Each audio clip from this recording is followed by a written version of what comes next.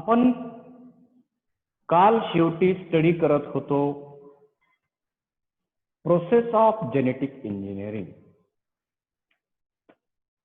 एखादं genetically modified plant बनवायचं असेल तर काय काय करायचं हे आपण काल पाहिलं. पण प्रत्येक वेळी काही आपण प्लांट बनवणार नाहीये. आपल्याला काही पर्टिक्युलर टाईपचे प्रोटीन बनवायचे आहे, प्रॉडक्ट बनवायचे आहे आणि ते बायोटेक्नॉलॉजीच्या साह्यानं, जेनेटिक इंजिनिअरिंगच्या साह्यानं बनवून घ्यायचे आहे. समजा आपल्याला इन्शुलिन बनवायचंय किंवा इंटरफेरॉन बनवायचंय, असे अनेक महत्वाचे प्रॉडक्ट आपण इथं बनवू शकतो या जेनेटिक इंजिनिअरिंगच्या साह्यानं. आपण प्रोसेसमध्ये आणखी एकदा जेनेटिक इंजिनिअरिंगचा उपयोग इन्शुलिन बनवण्यासाठी कसा केला जातो ते स्टडी करू. पहिली स्टेप आपल्याला माहित आहे. काय स्टेप आहे पहिली? आता इन्शुलिन बनवायचंय तर इन्शुलिनसाठी ए आणि बी जीन आहे. Isolation of donor DNA.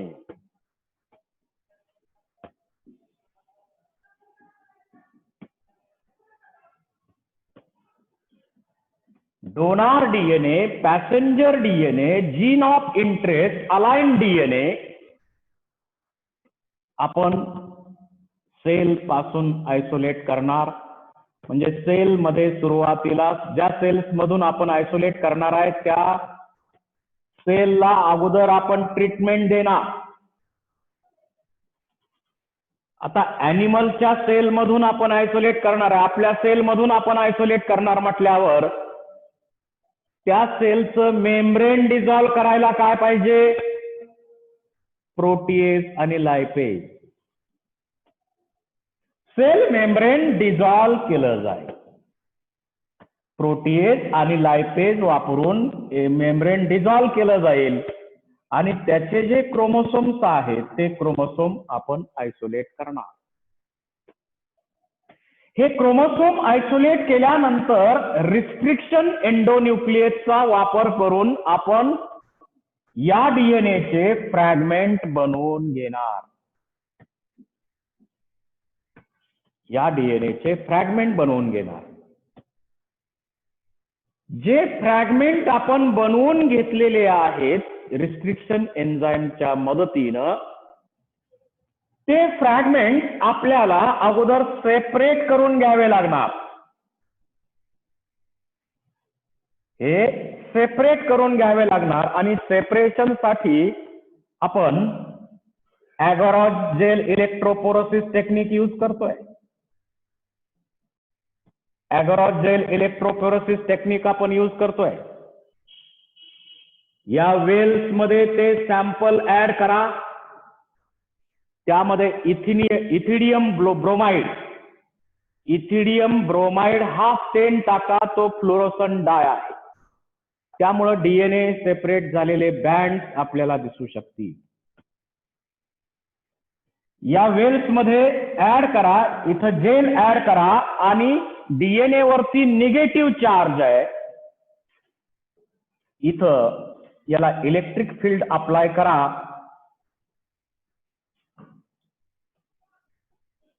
Electric field apply करा. निगेटिव्हली चार्ज असणारे डीएनएचे फ्रॅगमेंट पॉझिटिव्हली चार्ज असणाऱ्या रिजन कडं इकडं मोमेंट होते. ज्या डीएनए फ्रॅगमेंटची साईज लांब आहे ते इथं कमी रन होतील आणि ज्यांची साईज कमी आहे, लहान फ्रॅगमेंट आहेत, ते जास्त रन होतील.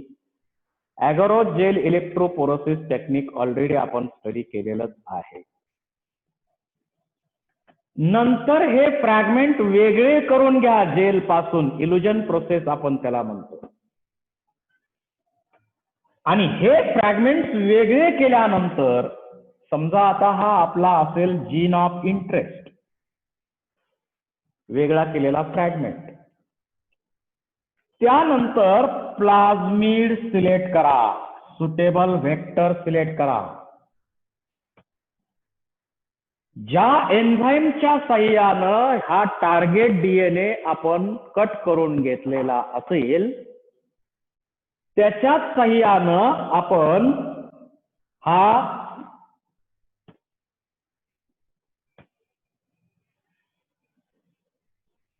इथं पण कट करून घ्या. रिस्ट्रिक्शन साईट दिलेल्या आहेत, त्या प्लाझ्मिडकडे रिस्ट्रिक्शन साईट दिलेल्या आहेत, तिथं त्याला कट करून घ्या. हा कट केल्यानंतर जो डोनार डीएनए आहे तो लायगेजच्या साह्यानं जोडून घ्या.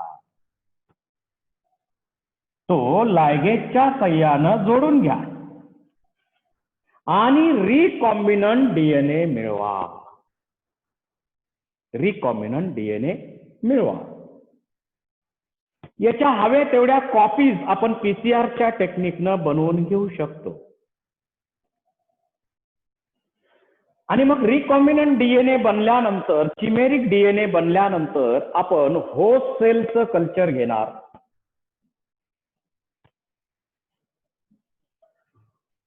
होस्ट सेलचं कल्चर आपण घेतोय. त्या कल्चर मध्ये आपण ई कोलाय नावाच्या बॅक्टेरिया घेणार. या प्लाझ्मिडकडे समजा फक्त एम्पिसिलिन रेजिस्टंट जीन असेल असं आपण गृहीत धरू, सिलेक्टेबल मार्कर म्हणून त्याचा उपयोग करता येईल. आता या ई कोलाय नावाच्या ज्या सेल्स आहेत त्याच्यामध्ये हे ऍड करा. त्या सेल हा जीन आपोआप घेतील का? नाही. या होस्ट सेल जीन घेण्यासाठी आपल्याला परमेबिलिटी वाढवावी लागेल, कारण सेल मेम्ब्रेन कसं आहे, फॉस्फोलिपिड असतात. डीएनए हायड्रोफिलिक मॉलिक्यूल आहे आणि त्याच्यामुळं डीएनए आत जाणार नाही. तर डीएनए साठी परमेबिलिटी जर चेंज करायची असेल तर कॅटायन्सचा वापर करा, कॅल्शियम प्लस प्लस वापरा आणि परमेबिलिटी चेंज करा.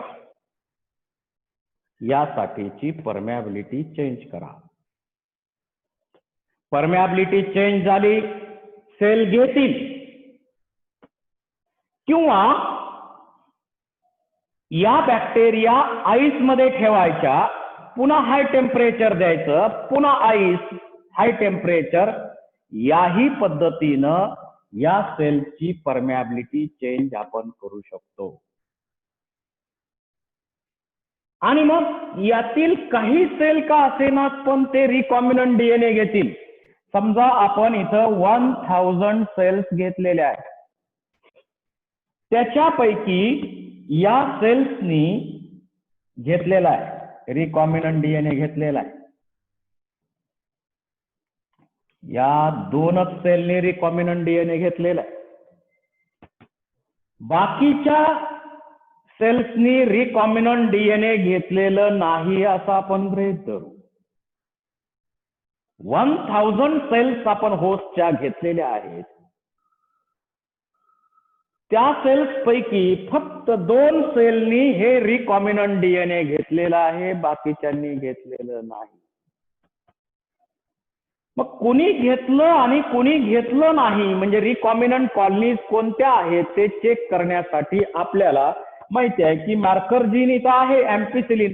तर या कल्चर मध्ये काय टाका? एम्पिसिलिन टाका.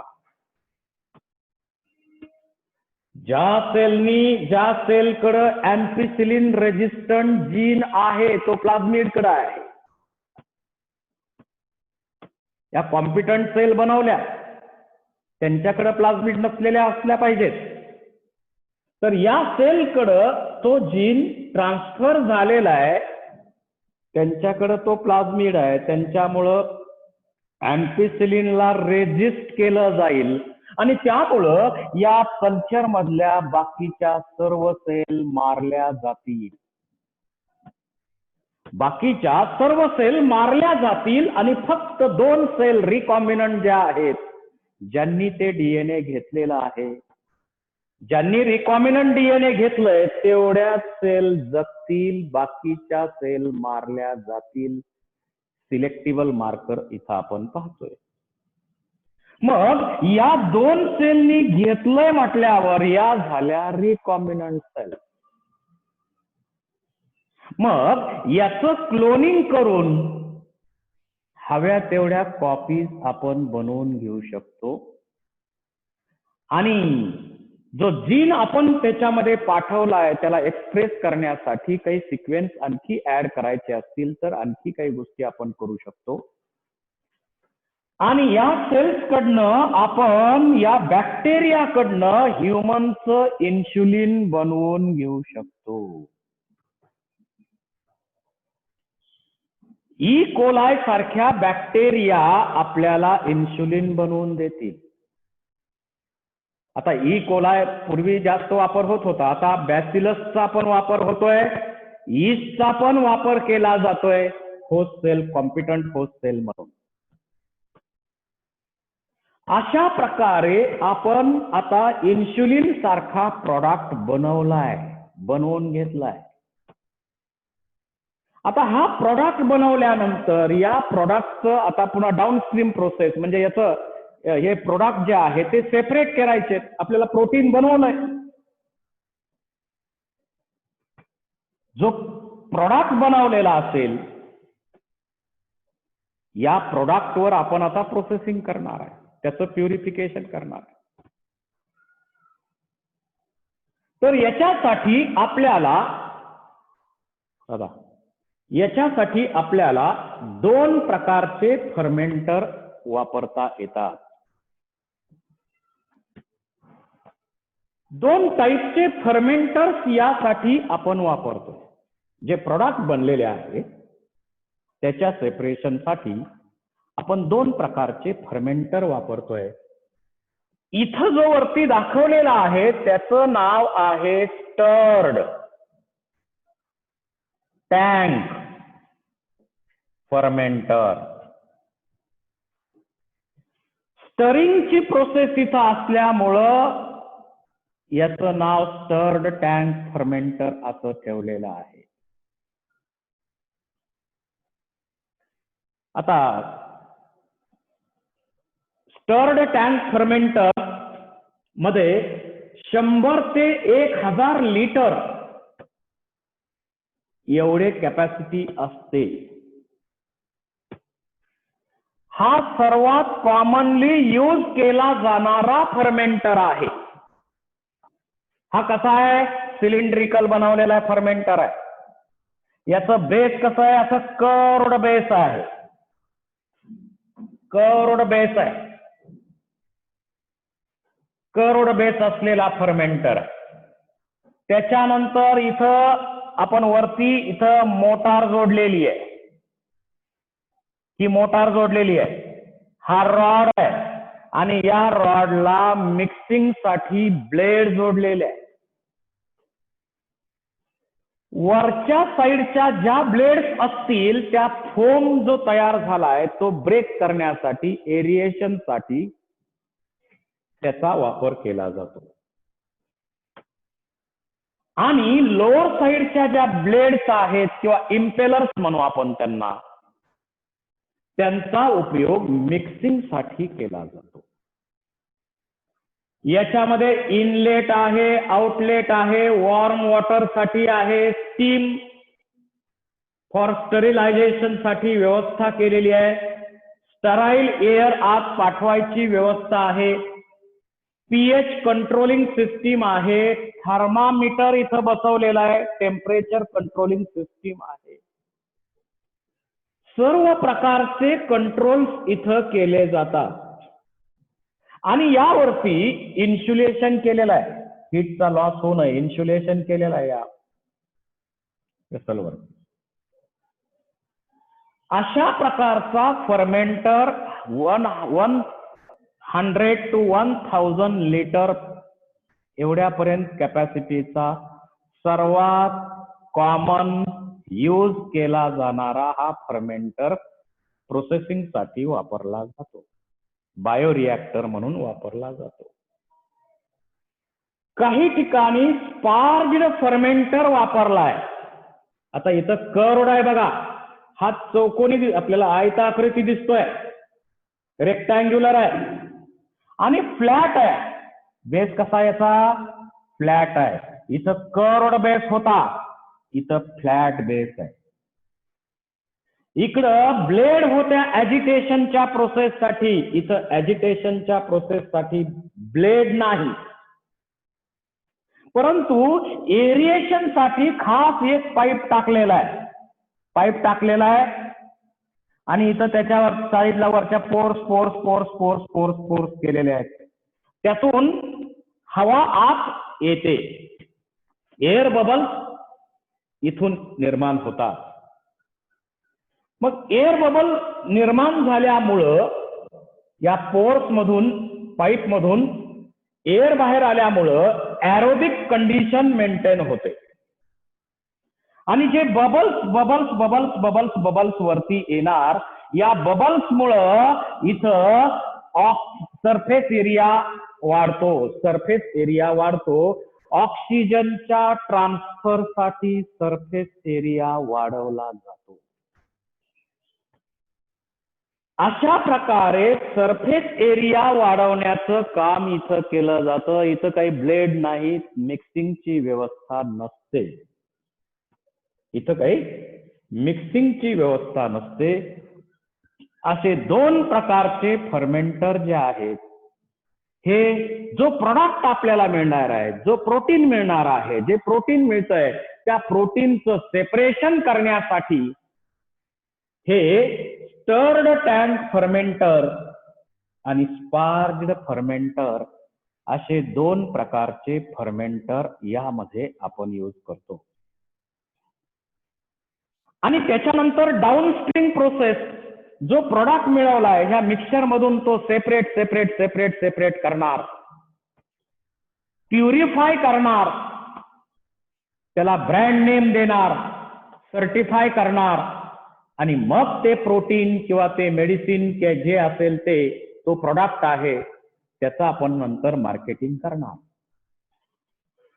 अशा प्रकारे जेनेटिक इंजिनिअरिंगच्या प्रोसेसच्या मदतीनं वेगवेगळ्या प्रकारचे प्रोटीन किंवा प्रोडक्ट आपण बनवून घेतो. एक मुद्दा आणखी तुम्हाला याच्यामध्ये एक्स्ट्रा सांगायचा आहे. जीन ट्रान्सफर करण्याच्या मेथड आपण बऱ्याच स्टडी केलेल्या आहेत, परंतु व्हेइकल डीएनए जे वापरलेलं आहे, व्हेइकल डीएनए जे वापरलंय आपण, त्यामध्ये कशा कशाचा वापर केलाय? प्लाझमिडचा वापर केलाय, बॅक्टेरियोफेजचा वापर केलाय, रेट्रोव्हायरसचा वापर केलाय, फास्मिडचा वापर केलाय, कॉस्मिडचा वापर केलाय, ईस्ट आर्टिफिशियल क्रोमोसोमचा वापर केलाय, बॅक्टेरियल आर्टिफिशियल क्रोमोसोमचा वापर केलाय, ट्रान्सपोसन्सचा वापर केलाय. अनेक प्रकारचे व्हेइकल्स आपण वापरले, पण या व्हेइकल मार्फत डीएनएचा जो ट्रान्सफर केला जातोय, तो ट्रान्सफर कसा आहे? इनडायरेक्ट मेथडचा आहे. मग याला डायरेक्ट मेथड आहे का काही? एवढं सगळं करण्याऐवजी काही डायरेक्टली जीन ट्रान्सफर करता येईल का आपल्याला? तर जीन आपल्याला डायरेक्ट सुद्धा ट्रान्सफर करता येणं शक्य आहे. जीन ट्रान्सफर करणं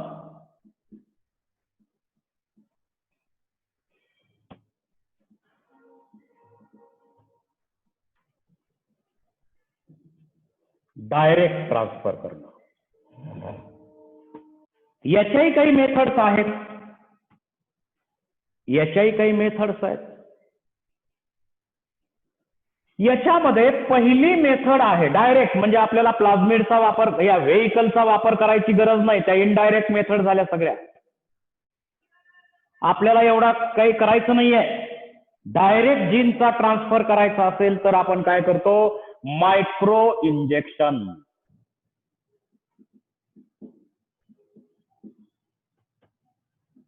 मायक्रो इंजेक्शनच्या सहाय्यानं आपण ट्रान्सफर करू शकतो. मायक्रो इंजेक्शनच्या साह्यानं आपण ट्रान्सफर करू शकतो. म्हणजे आता इंजेक्शन म्हटल्यावर आपल्याला माहिती आहे औषध त्यात घेऊन सिरिंजच्या साह्यानं, तसं मायक्रो इंजेक्शन त्यात DNA भरायचं आणि इंजेक्ट करायचं. दुसरी मेथड त्यामध्ये आहे बायोलिस्टिक मेथड.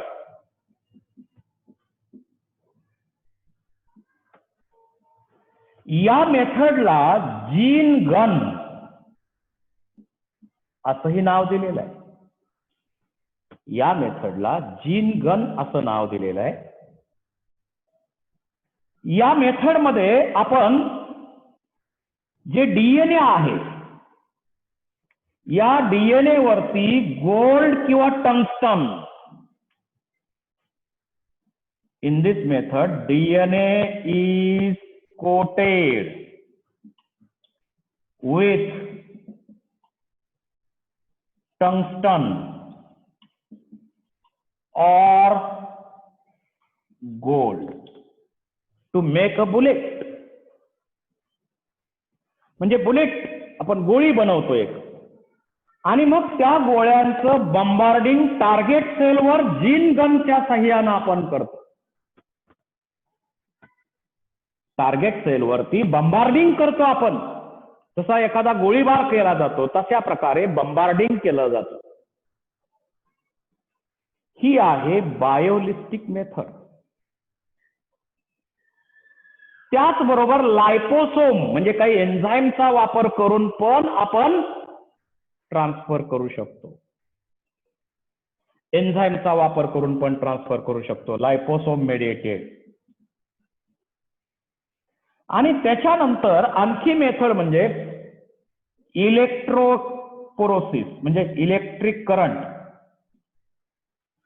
इलेक्ट्रिक करंटचा वापर करून थोडा वेळ त्याच्यामध्ये पोर्स निर्माण केले जातात आणि मग त्यातून DNA इन्सर्ट केलं जात आहे. आणि त्याच्यानंतर शेवटची मेथड त्याच्यामध्ये आहे पॉलीइथिलीन ग्लायकॉल. असं केमिकल वापरून सुद्धा आपण DNA डायरेक्ट ट्रान्सफर करू शकतो. So these are some direct methods of gene transfer. Gene transfer करण्याच्या या काही डायरेक्ट मेथड्स आहेत. तर आपण यामध्ये प्रोसेस पूर्णपणे स्टडी केलेली आहे. एखादं प्लॅन बनवायचं होतं ते काल स्टडी केलं. आज आपण एखादा प्रॉडक्ट बनवण्यासाठीची मेथड स्टडी केली. त्या प्रॉडक्टचं नंतर काय करायचं, प्रोसेसिंग त्याच्यावरती कसं केलं जातं त्याचाही स्टडी केला. त्याचं प्युरिफिकेशन डाऊनस्ट्रीम प्रोसेसमध्ये प्युरिफिकेशन केलं जाईल, एक्स्ट्रॅक्शन केलं जाईल. त्याच्यात काही मिक्सिंग करायचं असेल दुसरं मटेरियल तर ते मिक्स केलं जाईल आणि एक ब्रँड नेम देऊन तो प्रॉडक्ट मार्केटला पाठवला जाईल सर्टिफाय करून. ही प्रोसेस स्टडी केली आणि त्याचबरोबर DNA ट्रान्सफर करण्याच्या डायरेक्ट मेथड आहेत का असा जर क्वेश्चन विचारला तर आपल्याला त्याची माहिती असावी, म्हणून तुम्हाला काही ऍडिशनल मेथड्स इथं मी एक्सप्लेन केलेल्या आहेत. So this is about genetic engineering, process of genetic engineering, tools used in genetic engineering. या चॅप्टरचा प्रोसेसचा पार्ट संपलेला आहे. एक छोटे 1-2 आर्टिकल राहिलेले आहेत. परत आपण जॉईन होऊ आणि ते आर्टिकल कंप्लीट करू. आज आपला चॅप्टर कंप्लीट होतो.